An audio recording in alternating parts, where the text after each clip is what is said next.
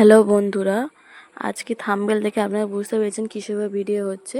আমরা অনেক সময় কতটা কাপড় নেব কোনো একটা ফ্রক জামা তৈরি করার জন্য আমরা বুঝতে পারি না। আমি আজকে আপনাদের সূত্রের সাহায্যে দেখিয়ে দেবো কিভাবে আপনারা কাপড়ের মাপ বার করবেন। দেখুন এই মাপগুলো আমি নিয়েছি, এই মাপের ওপরে আপনারা করতে পারেন বা অন্য অন্য মাপও নিয়ে, শুধু এই আমাদের মাপগুলো চেঞ্জ হবে, সূত্র কিন্তু আমাদের চেঞ্জ হবে না।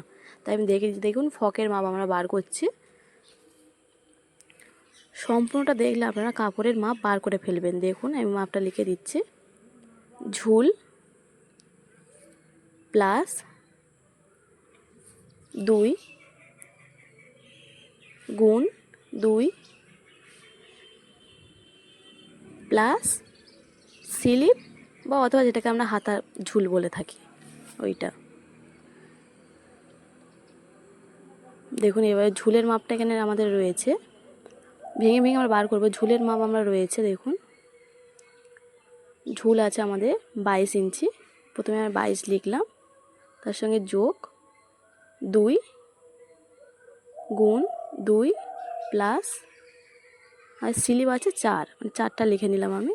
তারপর ফের 2কে 22 আর 2কে আমরা যোগ করে নেব 24 গুণ 2 প্লাস 4, এবং তারপরে 24-এর সঙ্গে 2কে আমরা গুণ করে নেব। এখানে হচ্ছে আমাদের 48 যোগ 4 সমান সমান দিয়ে আমাদের এটা যোগ করে নিতে হবে। আমাদের এখানে হচ্ছে 52 ইঞ্চি কাপড় লাগবে, মানে এই মাপের ক্ষেত্রে আমাদের 52 ইঞ্চি কাপড় লাগবে একটা ফ্রক তৈরি করতে।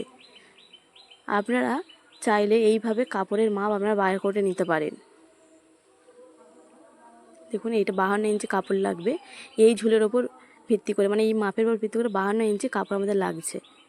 ভিডিওটা ভালো লাগলে লাইক, শেয়ার, কমেন্ট, চ্যানেলকে সাবস্ক্রাইব করবেন।